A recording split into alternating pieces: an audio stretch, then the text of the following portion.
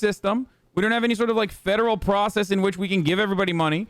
So we have to rely on small businesses to fucking, out of the kindness of their hearts, give their employees money as long as we say, here, this is aid, but it's conditional aid or conditional loans.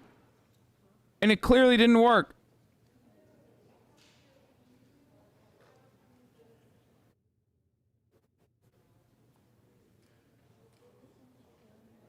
Hassan is being way sus? How is that sus? Our $600 a week in unemployment insurance on top of your regular unemployment is, unfortunately, it doesn't matter if you believe me or not. And if you don't believe me, it's probably because you're literally Pursuant to Section 4 of House privileged. Resolution 1271, the unfinished business is the further consideration of the veto message of the President on the bill, H.R. 6395. The clerk will report the title of the bill. H.R. 6395, a bill to authorize appropriations for fiscal year 2021 for military activities of the Department of Defense and for military construction. This is the military funding bill. To describe military personnel strengths for such fiscal year and for other purposes. The question is, will the House on reconsideration pass the bill? The objections of the President to the contrary notwithstanding, the gentleman from Washington, Mr. Smith, is recognized for 1 hour. Madam Speaker, for the purposes of debate only, I yield the customary 30 minutes to the gentleman from Texas, Mr. Thornberry, the ranking member of the committee, pending which I yield myself such time as I may consume. Thornberry. And Madam Speaker, I ask unanimous consent that all members may have 5 legislative days in which to revise and extend their remarks and insert extraneous material on the veto message of the President of the United States to the bill H.R. 6395. Without objection, so ordered. $2K 10 months indefinitely to Madam Speaker, I reserve my time and will yield to Mr. Thornberry for his opening statement. Gentleman from the great state of Washington reserves his time, and the gentleman from the great state of Texas is now recognized. Madam Speaker, I yield myself such time as I may consume. Madam Speaker, I thank the chairman for yielding and once again want to commend him for his stewardship of the committee through very challenging times. Madam Speaker, I continue to support this bill, as more than 80% of the House did just 20 days ago. It's the exact same bill. Not a comma has changed. It still prevents the military from having their pay cut. It still creates new tools to deal with a newly aggressive China. It still includes the important U.S.-Israel Assistance Act and provides help for Vietnam veterans. One thing, I guess, is new in the past few days because a devastating cyber attack by Russia has been exposed. But fortunately, this bill has dozens of provisions to help strengthen the country's defenses in cyber. So the President has exercised his constitutional prerogative. Now, Madam Speaker, it's up to us. Dude, the president literally exercises constitutional prerogative because, like, he was upset that they didn't want to fucking name bases after white supremacists anymore. Like, that's why he exercised it, not because he's upset about the fucking aid or anything. He did that exclusively to fucking throw bones to the dumb hogs. Okay? He was mad about that, and he was mad about the fact that, in a completely unrelated way, Section 230 needed to be repealed, like, which is completely unrelated to military aid, by the way, and completely unrelated to our defense budget. Okay? Has nothing to do with anything else. And he also knew that it was going to be a fucking veto. It doesn't matter. Or it was going to be veto-proof. Gentleman from Texas. Military spending is always veto-proof, baby. Gentlemen, suspend. House will be in order. Members should take their conversations off the floor. Is there a legitimate shot at overriding the president's veto here? What do you mean? No, that Democrats are not going to override the president's veto. Wait, what? No, of course they're going to override the president's veto. Sorry, Democrats are not going to fucking go along with Donald Trump, and neither is the Republican Party. They don't give a fuck. Of course they're going to spend. Of course they're going to fund the military. Are you out of your mind?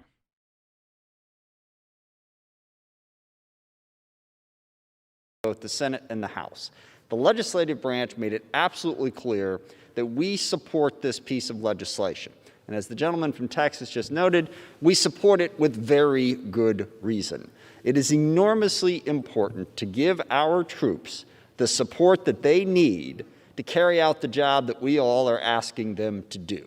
That is, I think, one of our minimum obligations as members of Congress. And this bill reflects that. This bill is the process of a lengthy effort involving members of both chambers, both parties, that have come together and put together an incredibly strong piece of legislation. That's why it passed so overwhelmingly just a couple weeks ago, and nothing has changed. Nothing has changed. The bill is exactly the same and every little bit as important. Now, the president has the right to veto it, but I think we, as members of the legislative body, have to look at the reason behind that. Was it because of something in the bill? Look, pieces of legislation come through here all the time, and we occasionally miss something. You know, and the president finds out, and you go back, oh gosh, I didn't know that. That's not what happened here. I really want members to understand the president vetoed this because of something that isn't in the bill and was never going to be in the bill. Something totally unrelated to national security and something that we were not going to do in any event.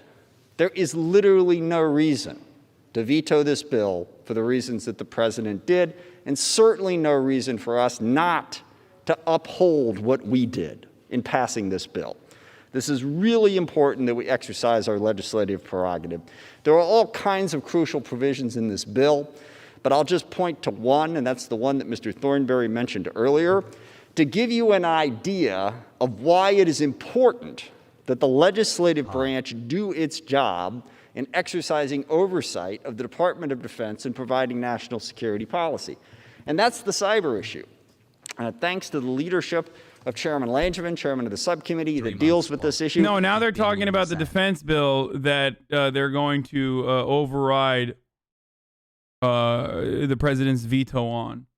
Also, if Trump truly wanted to fucking veto it, I don't know why he didn't just like, if he truly wanted to stop.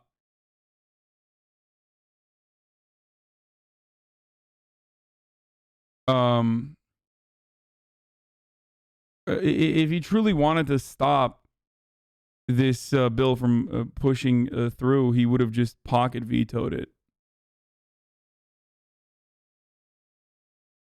We be covering Trump rallies tonight? Is that tonight? Or, I mean, you can't even fucking pocket veto it, to be honest, because, like, it doesn't matter. There's always bipartisan support. No matter what happens, like, Congress would have overridden it.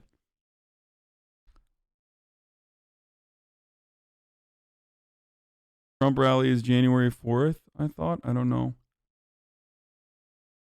Yeah, I know he's going to talk for a while. It was time to government shutdown, so no. He couldn't. The last day in which he could have signed it was December 23rd, which is the day he vetoed it.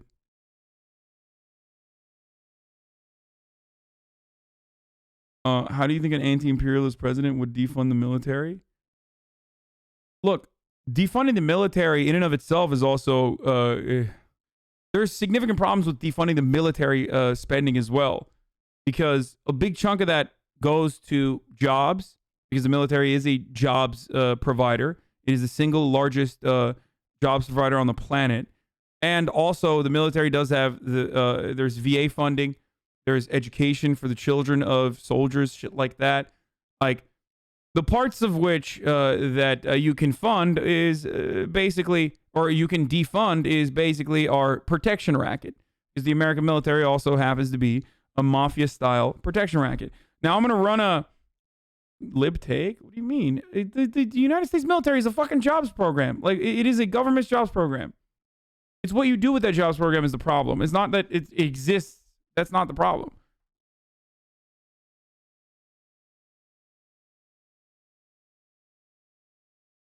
You can call that a lib take all you want. It's just the fucking truth.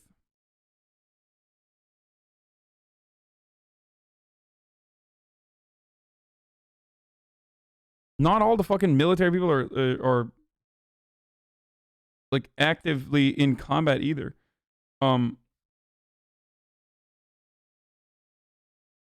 Lib as fuck take. This is why we should expand federal jobs programs. I agree. A pocket veto can only happen with a bill at the literal end of the term, like the omnibus. Yeah, because then yeah, he wouldn't have been able to do that on this one. The president has to decide whether the veto something would run longer than the end of the term in Congress, which is January 3rd. It's top of the hour. I have to run on another ad right now. Hold on. And then we're going to move on from this. But if you no longer want to see the ads, all you need to do is subscribe. Here's the ad.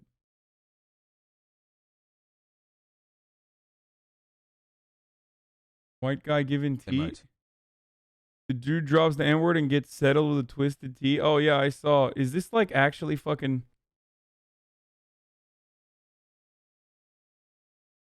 Active combat deployments are like 10% of the military. People don't get that. Yeah.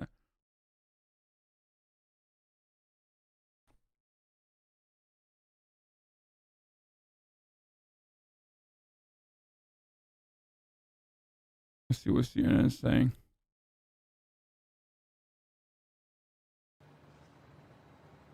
It really is a disgrace. After blasting it for days, President Trump gave in and signed the pandemic relief bill overnight, ending a drama that he created while getting nothing in return for his theatrics. I am asking Congress to amend this bill and increase the ridiculously low $600 to $2,000. Trump threatened to derail the $900 billion bill, in part over the size of stimulus checks, surprising his own staff who had spent weeks negotiating it. But he finally signed it at his Mar-a-Lago club in Florida Sunday night without getting what he demanded, despite promising on the campaign trail to be a deal maker. Great deals. We only make great deals. America first. Trump's signing delay caused 2 government unemployment programs to run dry, guaranteeing a lapse in benefits for millions of Americans. Because of Trump's shenanigans, there was a 1-week delay. In addition to funding the government through September, the package provides billions for vaccine distribution, funding for schools, and money for small businesses. Republicans were practically begging Trump to sign it. I understand he wants to be remembered for advocating for big checks, but the danger is he'll be remembered for chaos and misery and erratic behavior if he allows this to expire. Not all of the president's allies were relieved he gave in. Referencing his efforts to contest the election, a senior White House official asked CNN why should any of his supporters fight for him when he quit on trying to get them more than a measly $600. Others in the GOP were fearful his efforts could hurt the party ahead of a critical Senate runoff in Georgia, where Republican candidates were already touting the bill. And I'm so proud to be able to bring that relief back to Georgia. Trump announced he'll hold a rally for David Perdue and Kelly Loeffler next week, though some Republicans are bracing for it to be more about his election loss than their race. Because we're all victims. Everybody here, all these thousands of people here tonight. As he vacations in Palm Beach, the White House has insisted Trump is holding many meetings and calls, though he was spotted by CNN cameras on the golf. Bro, he's such a man of the people, dude. There's nothing like being a man of the people and just going out to fucking golf while people are starving. Is now laser focused on causing a disruption January 6th when Congress meets to ratify Joe Biden's win. The process is only procedural, but because it's overseen by the Vice President, Mike Pence, Trump will be looking for loyalty from his top deputy. Hinting at a possible spectacle, the president tweeted, Dude, landlord, why do they do this? New York just extended the moratorium on evictions until May. I've said this before, but my son is a landlord. It's his only job. He feeds his family with it. Why should the burden be on the landlord? It's a license for tenants not to pay rent, and trust me, some of them won't.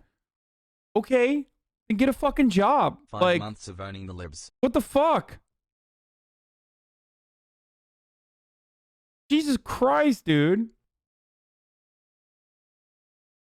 Like, look, I'm all in favor of the government actually fucking helping landlords as well. on like mortgage moratoriums, things like that. But fuck me, man. I mean, Jesus Christ. In another very, very far-fetched effort to try to overturn the results of the election, because the role that he's going to play on January 6th is just a ceremonial one. He's not actually any kind of a deciding factor. But in this lawsuit, they're trying to say that he can be. And so, of course, this lawsuit is not expected to go anywhere, but it is going to potentially put the vice president, who we know has political ambitions in the next presidential cycle, in a very potentially compromising position, depending on what he's going to do. And the president, of course, is expecting him to play a role in causing that disruption on January the 6th, Jim. Okay, CNN's Caitlin Collins, thank you very much. Stand by now to Capitol Hill and CNN congressional reporter Lauren Fox. Lauren, the House, as you know. Because it's an investment, not an automatic exploitative profit. You complain when the stock market goes down? Wait, what? What? Why are you responding that what?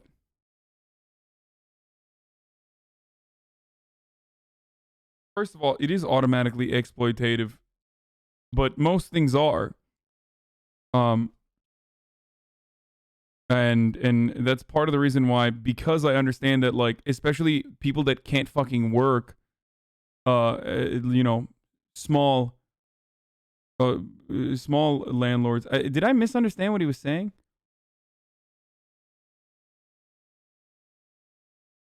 Landlords complaining about this is like a bookie for a sports book, complaining people not placing enough bets during a pandemic.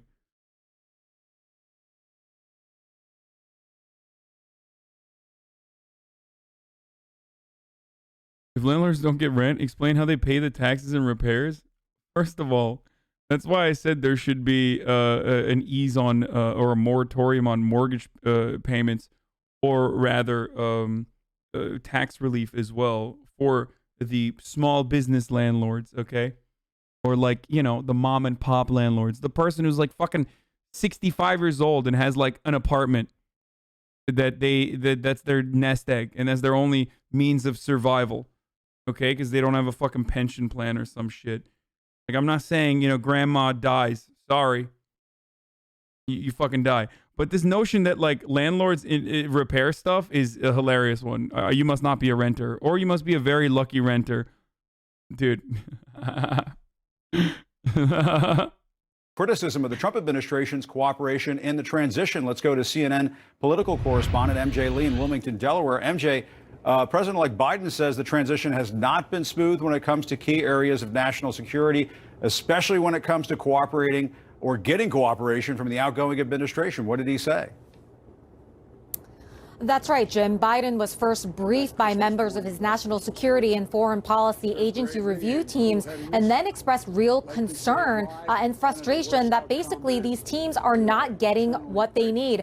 Remember, this official transition process was already delayed because the GSA would not offer the official ascertainment for a number of weeks. So they were not able to sort of get that process started right away. And it was only sort of in late November that these meetings officially began between members of the federal agencies and members of the Biden agency review teams. And Biden today basically saying this has been a mixed bag. There are some parts of government where the cooperation has been full and we have received everything yeah, I don't care about this shit. Okay. Are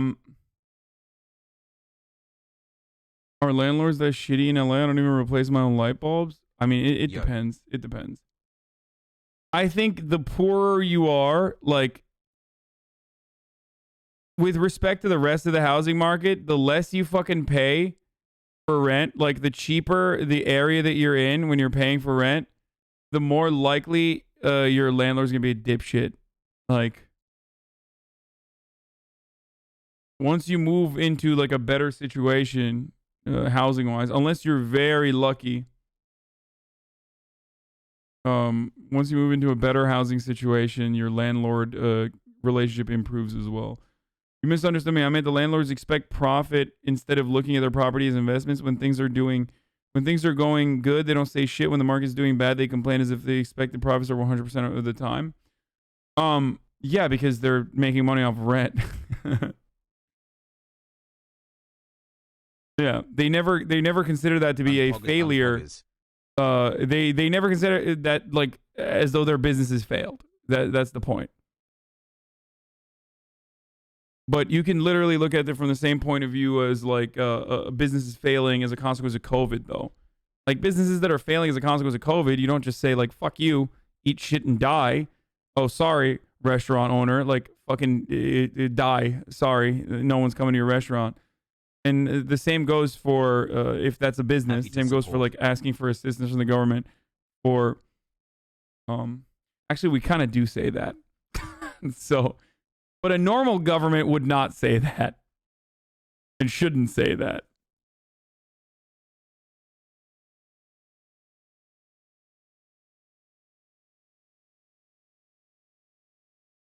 Now you mentioned housing. How's your housing situation, and what are your prospects? What? What do you mean? What is my housing? I'm a renter in Los Angeles, and that is all you need to know. I think. Like, what does that even mean, dude? Some people are really fucking familiar, dude. Like, I really get frustrated when like, and leftists do this shit too. It's like, yo, what are you doing? Like, what's up? What are you doing? Like, I'm gonna tell you how you should spend your money right now. This is my opportunity to do this. It's like, bro, how about you suck my entire cock? Okay. Like, how about you do that? Nah, dude, come on, seriously. Like, what's your situation? Are you renting, or do you own a place? Do you own your own place? Come on, right now. No, I'm a renter. I do plan on buying a home. Hopefully, we'll see. What? Hello, Aljan. I am a horse. Thanks. Just curious, bro. All right.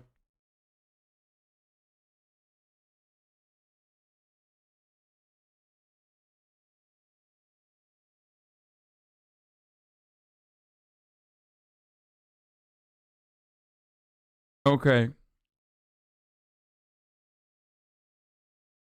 You claim to be a socialist, so you want to own and defend property? 2 months, Pog. Absolutely zero part of socialism means that you can't own a fucking roof over your own head. I'm just let me dispel that as well. Like, that's not a like just curious Andes.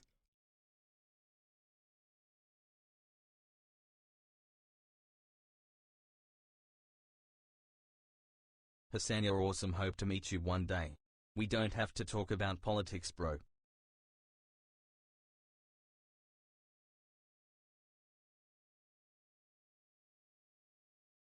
Anyway. Hasanabi, some of these people need to look at Maslow.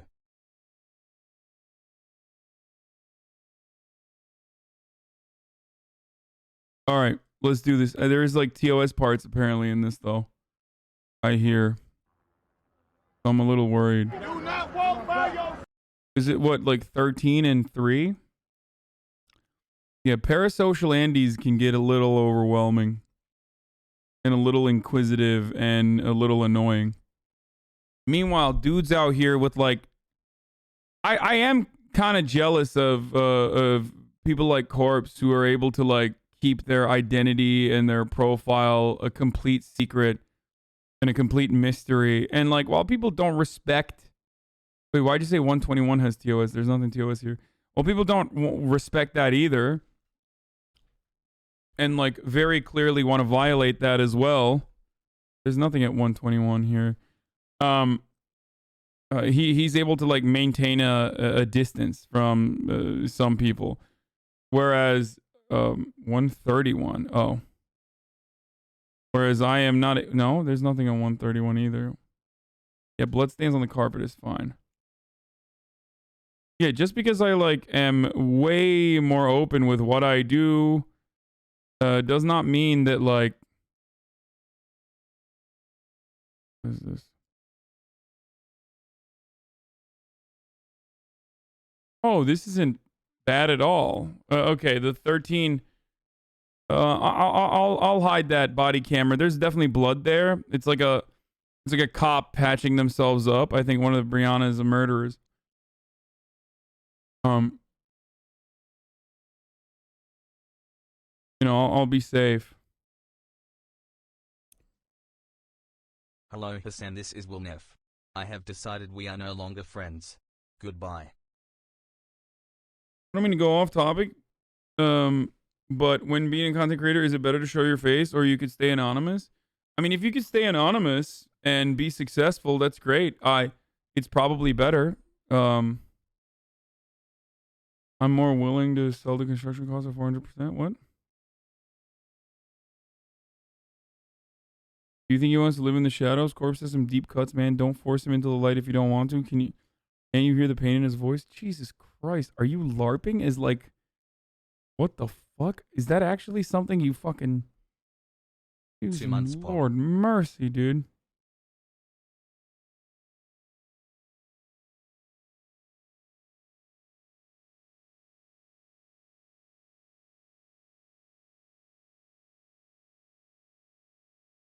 I think that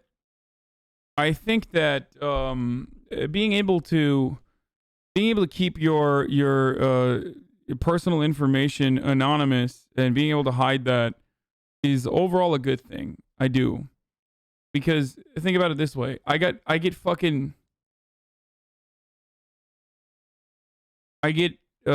death threats. My family is open to harassment. And then even with like fans, even with people who like me, they're like they concern themselves with what I do on a daily basis, and that can be a little heavy at times. I'm like, the fuck, dude? Like,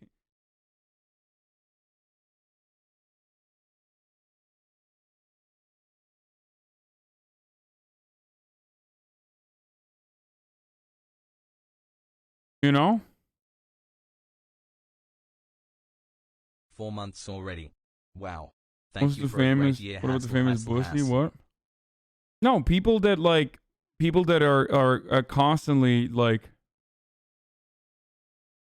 I give a lot of myself to you guys already. I give more than what most people would be comfortable giving. I have opinions that most people would be afraid to talk about. I hope that me being able to openly talk about it, it gives other people courage to also openly talk about it and advocate for things that they believe in. But that does come at a price. Okay? Especially when you have a political point of view that is considered radical by others. They can just use that to fucking berate you endlessly. One of the greatest examples of that is literally when people are like, oh, well, you're a fucking socialist and yet you wear clothes. Or you're a socialist and yet you eat chicken tendies. Oh, wow, you claim to, advocate for the downtrodden, but here you are literally ordering delivery food. Like, it's fucking nonsense. Like, that's not a reasonable fucking counter at all.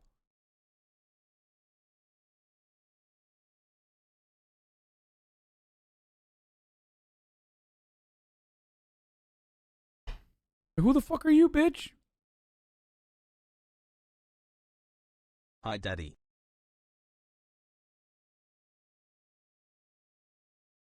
So, it is an issue.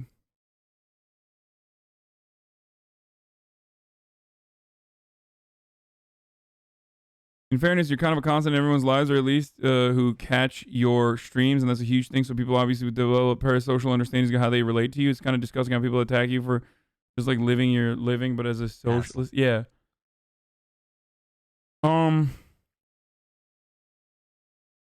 Yeah, it definitely is frustrating. It definitely gets a little heavy after a while. And I get the other side of it too, when people are just like, "Oh, dude, fuck you. You're in a great situation. You play fucking video games. I can't believe you're like crying about this shit." And you're right. My situation is much better than the average person, obviously. And I clearly love what I do. And a big part of the reason why I love what I do is because this community has been great overall. Imagine celebrities with literally paparazzi following them around. Okay, dude, I don't have to imagine. I know people that are at that level of fucking fame, but that level of fame also comes with a level of wealth that they can fucking avoid those people. A lot of times those paparazzi fucking snapshots are like literally deliberately leaked at this point. It's not like Princess Diana anymore. I ran the ad, didn't I? At the beginning of the fucking... I thought I ran an ad, didn't I, at the beginning of the hour? I did, I'm pretty sure.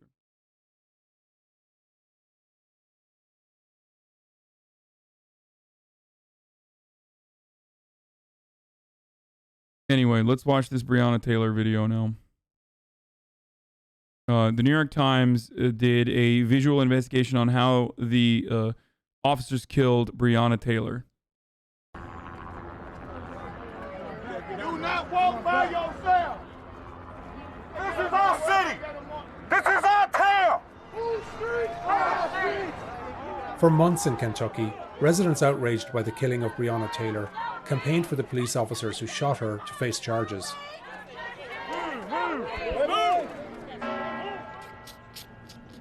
Commonwealth of Kentucky versus Brett Hankison.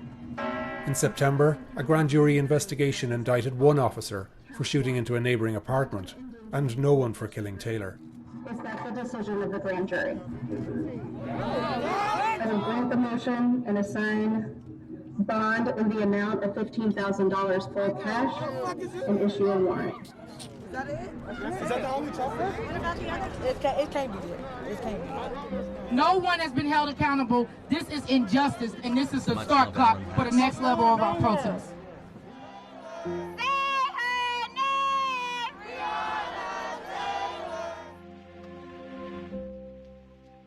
What happened in the final minutes of Breonna Taylor's life? A full telling of that story has been impeded because none of the 7 police officers who raided her apartment used body cameras, a violation of police policy. But with the recent release of thousands of documents and images collected during 3 investigations, the Times initiated a fresh examination of the case. We used crime scene photos to create a precise model of Taylor's apartment. We forensically mapped out and retraced the first bullet fired by Taylor's boyfriend and the 32 bullets that police... Dude, don't you love it when all the homies just forget to turn on their body cameras or just don't wear them when you're doing a fucking no-knock raid? It's just wild. Crazy when you do that. And then you just fucking shoot 32 bullets into an apartment.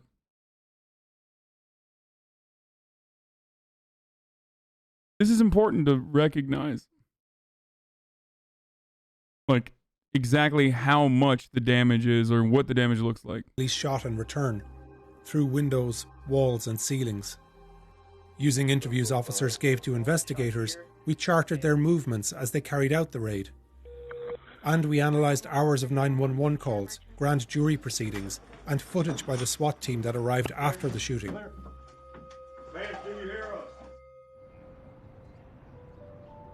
Members of the grand jury have accused Kentucky's Attorney General, Daniel Cameron, of shielding the officers involved from homicide charges. Our investigation found that Mattingly... Piece of shit. Mitch McConnell's fucking little bitch boy, dude. Scumbag who deliberately fucking misinformed the grand jury in order not to get an indictment. And it was so unprecedented. The grand jury was like, what the fuck? We want like everyone to know exactly the details that Daniel Cameron told us. And Cosgrove were justified in their use of force. Scumbag. Motherfucking scumbag. A dog. Sergeant Mattingly may have been justified in returning fire when he's fired upon. But our new analysis paints a more complicated picture. Add insult to fucking injury. Literally brought up Breonna Taylor's name in his overall argument about how Donald Trump's not fucking racist. Literally brought up Breonna Taylor's name a week prior to that action. Remember that. He went to the RNC, was a talker, was one of the speakers of the RNC, and literally had the gall, the audacity to bring up Breonna Taylor's fucking name, dude. Piece of shit. Picture about how this raid was compromised from beginning to end. We'll outline the flawed intelligence and tactical mistakes of a hodgepodge team of officers, their failure to properly announce their presence at Taylor's, the chaos and excessive use of force that ensued. Okay, there's another hole right below the clock. And we'll explore the damning analysis of an experienced SWAT commander who was called to the scene after the shooting. We just got the feeling that night that something really bad happened. The focus of the police investigation on March 13th is not Taylor's apartment, but properties 10 miles away in West Louisville. Metro Police. Hands behind your back, boss. We're executing a search warrant. Come out. Where dozens of SWAT and police officers arrest an ex-boyfriend of Taylor's and his associates, and seize evidence including drugs. These officers are wearing their body cameras, and they carry out the raid safely and without incident. What the SWAT team doesn't know is that at this time, a hastily assembled team of narcotics officers is about to raid Taylor's home across town. They suspect her ex-boyfriend keeps cash or drugs there, but their intel is poor. They don't know she has a new boyfriend, and they think she lives alone.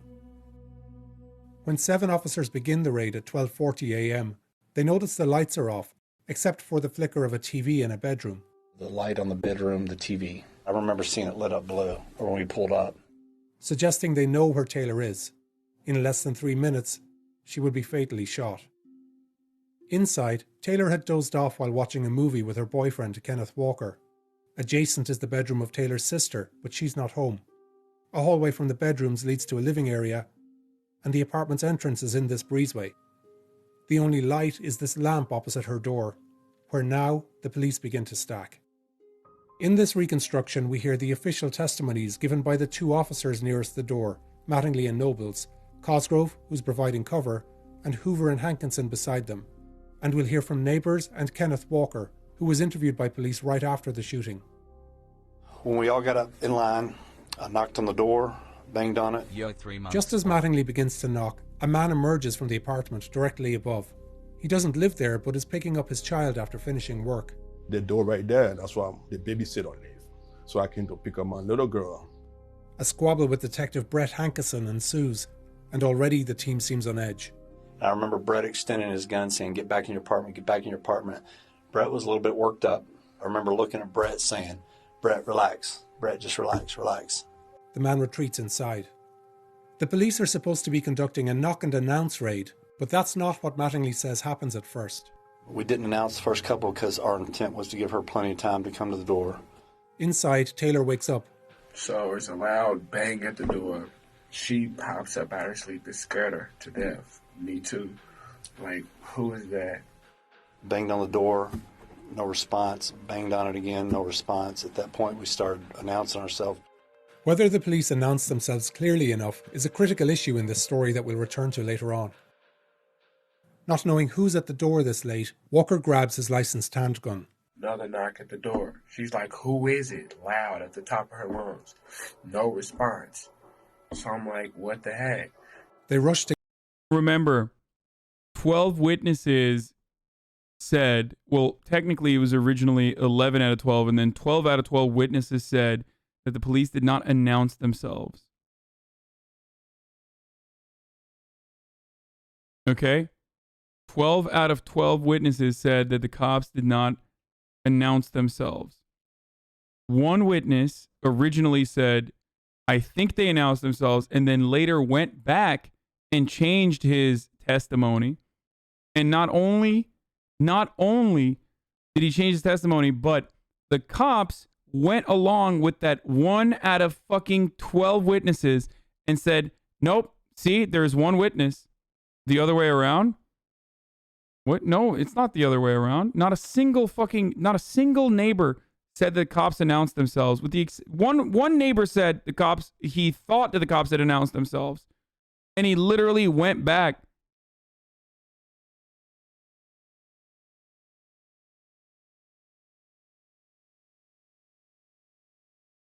And that was enough for the police and the defenders, the police violence defenders, to literally say, oh, well, it doesn't matter. One witness said that they did actually no, it's the other way around in regards to the order of this testimony. In the order of his testimony, what?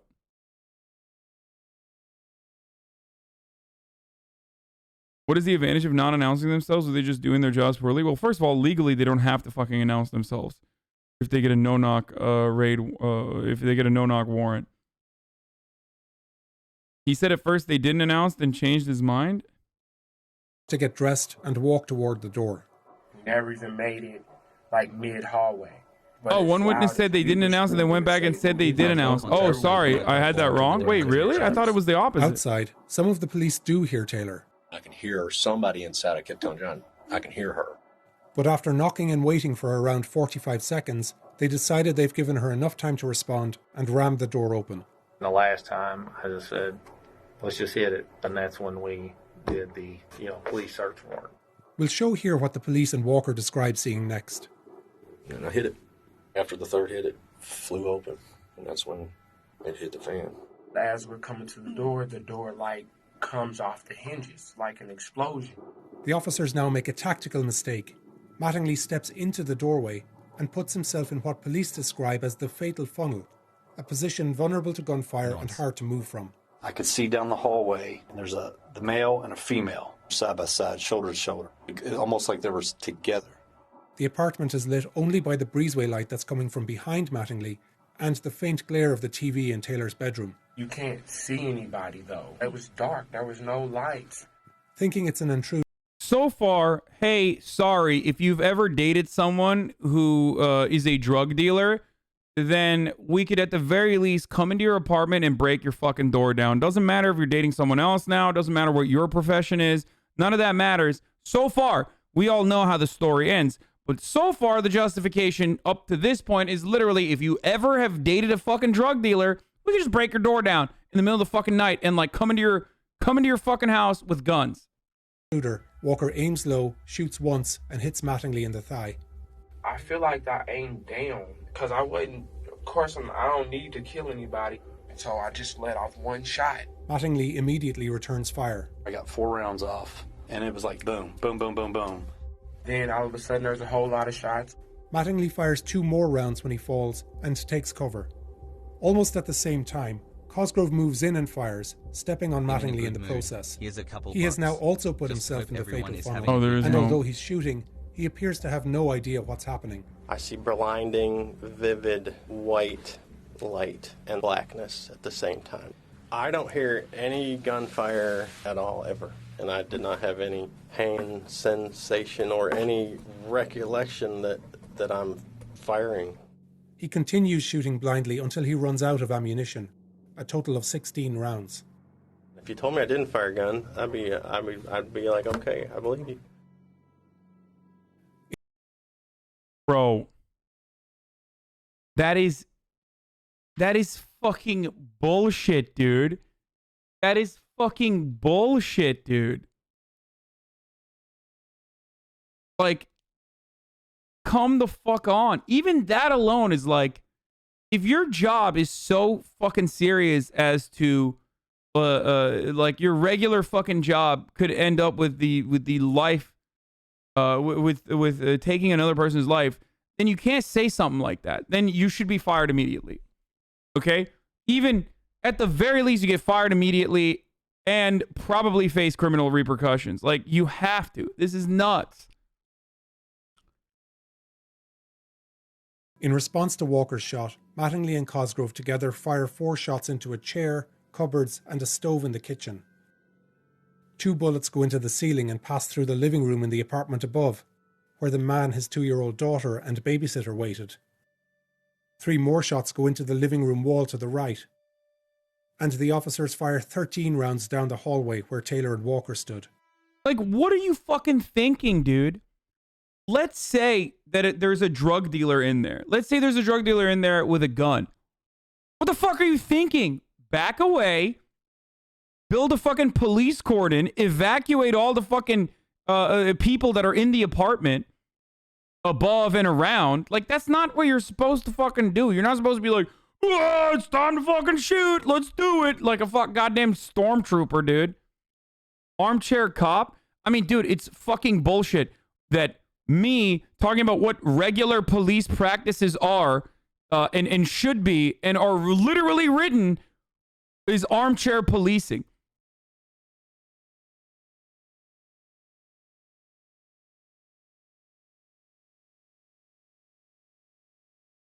Then don't fucking do it.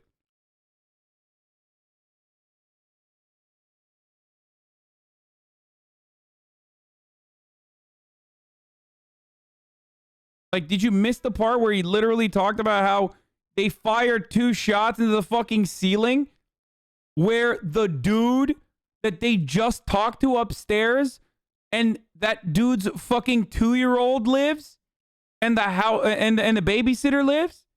Did you fail to hear that part? How is this in any way an acceptable way to operate?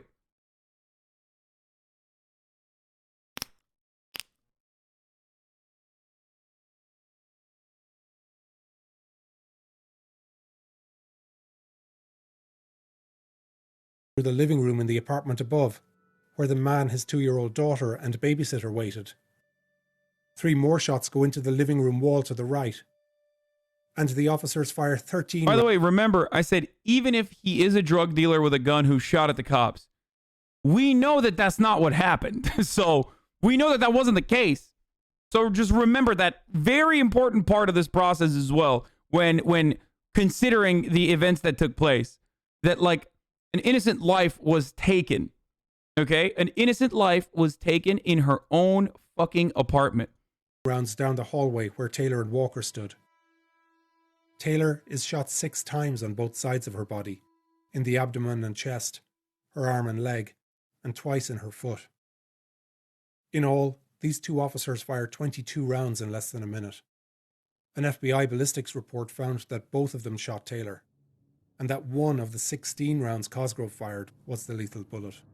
We both dropped to the ground, but I just hear her screaming, and Thinking they're under attack, some of the officers flee when they hear a pause in shooting. There was a little bitty moment of no shots. I was like, here's the time to go. And then it all started up again. We don't know the precise sequence of events, but Detective Hankinson runs to the front.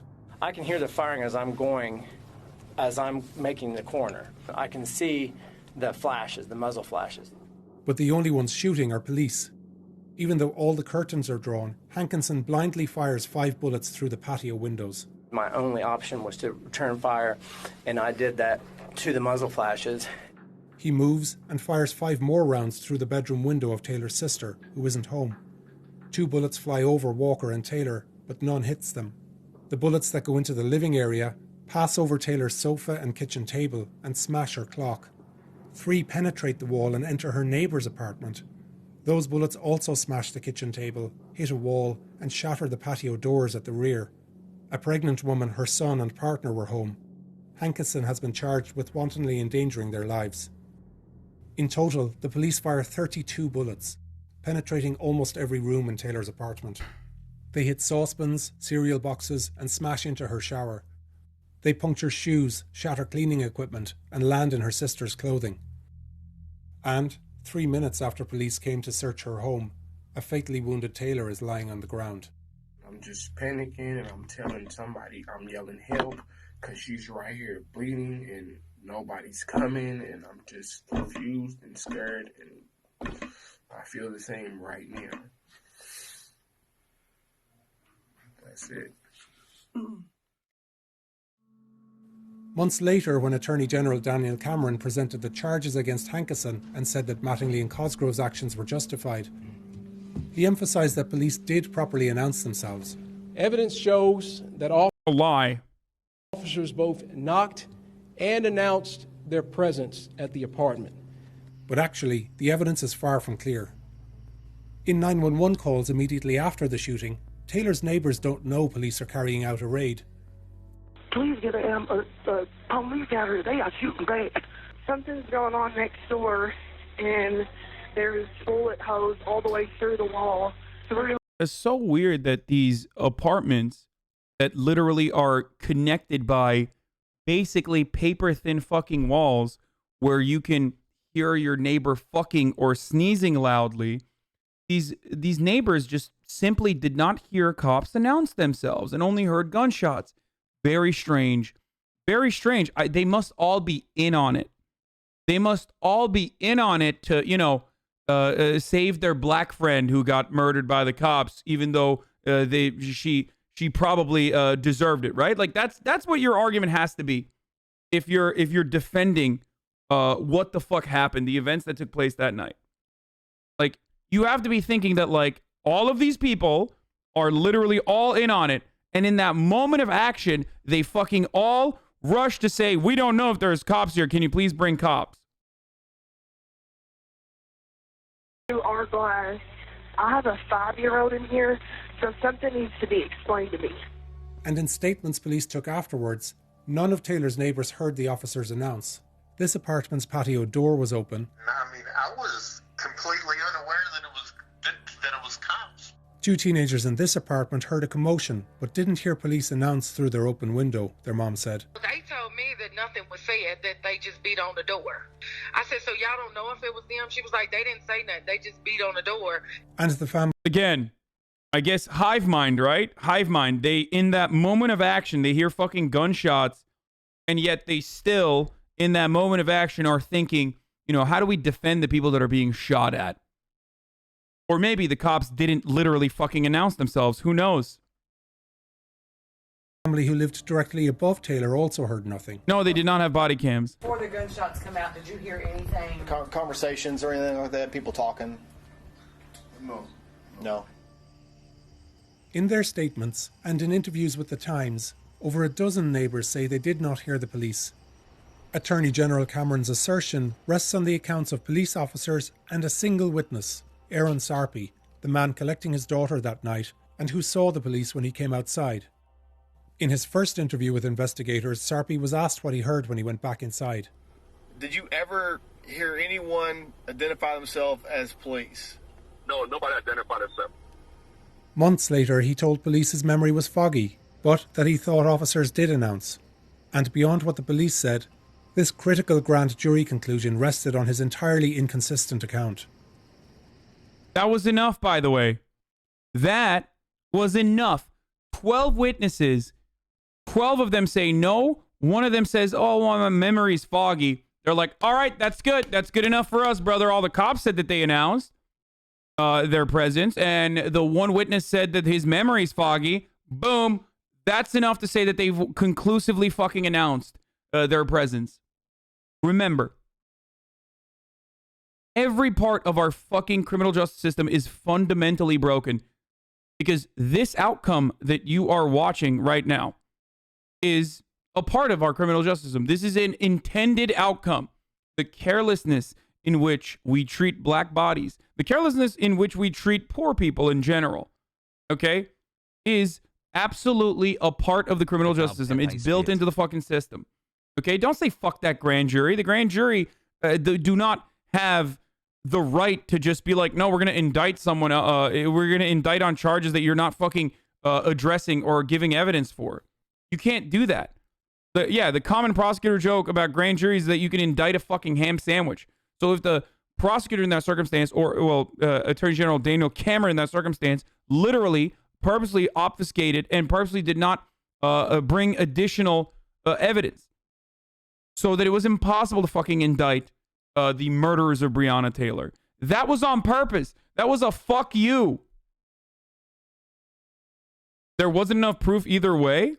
What? What do you mean there wasn't enough proof either way? A person is murdered. We know that the raid is operated on fucking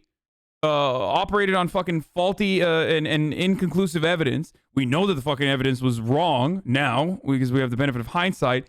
And a fundamental part of like criminal negligence in this circumstance revolves around whether the police announce themselves or not. And if 12 witnesses say that the cops did not fucking announce their presence, he said, she said, that's not proof? Wait, what do you mean he said, she said, that's not proof? How do you think witnesses work, brother? What the fuck? Not only do they have witnesses, they have literally in the moment testimony. Well, oh, no. Where is it? They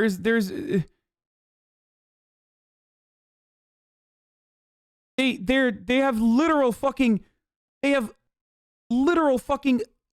the moment phone calls. Like, it's not something you can fucking make up or even have a problem with like recall.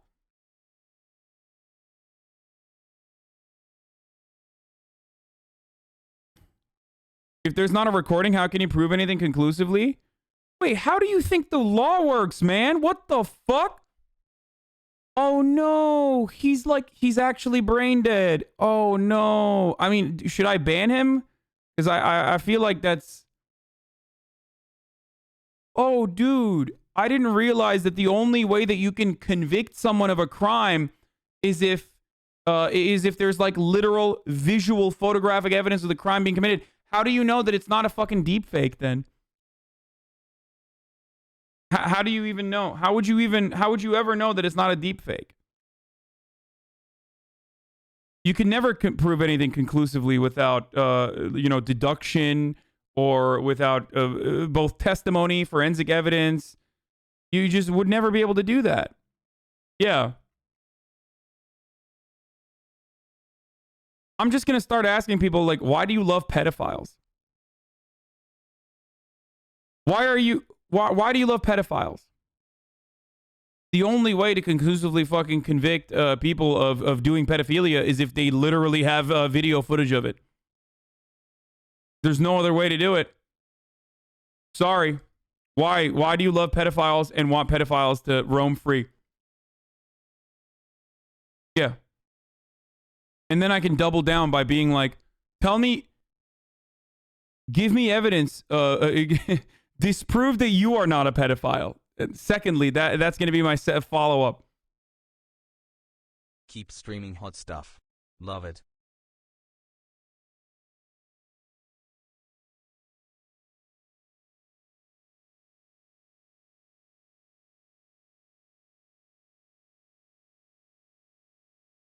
That's the whole point of our system, a trial by our peers like this guy's just brain dead. Wait, get that dude out of here, by the way, Moz. Yeet him permanently. Yo. Yeah. Famously, no one has ever been convicted of a crime without, like, actual fucking video footage of the crime being committed.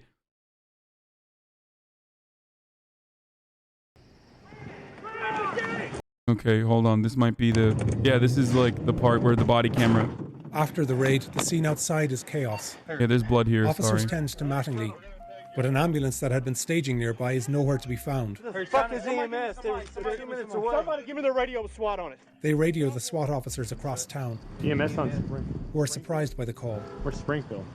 They're requesting armor down there. We're gonna go ahead and take it. Let's go, let's go, let's go. They head for Taylor's address. It's an apartment. I didn't know they were in that tonight. I knew it was part of the investigation. As SWAT arrives, close to 40 police vehicles are already at the scene. Banned for being right. Some guy thought that the cops might do cop stuff and avoid a conviction in typical fashion. Ban that guy. I wish he was wrong. What? Classic misinterpreting chatter is my favorite segment. What?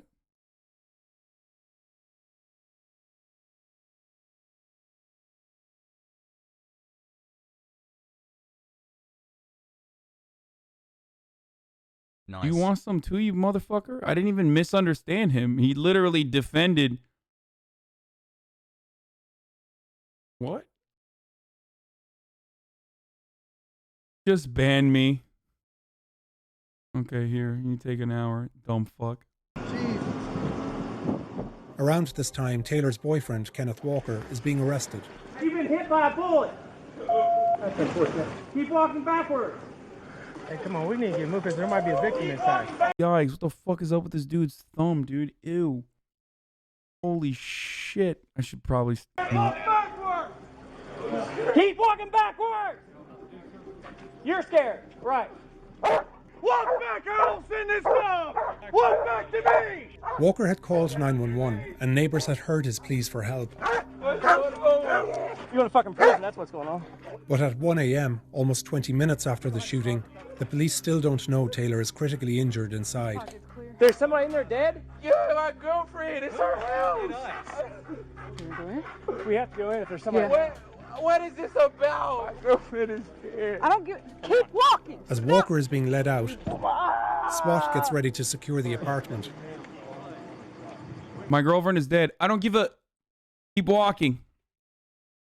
Dude, these sick freaks, dude. These sick in the fucking brain, literal subhuman freaks, dude.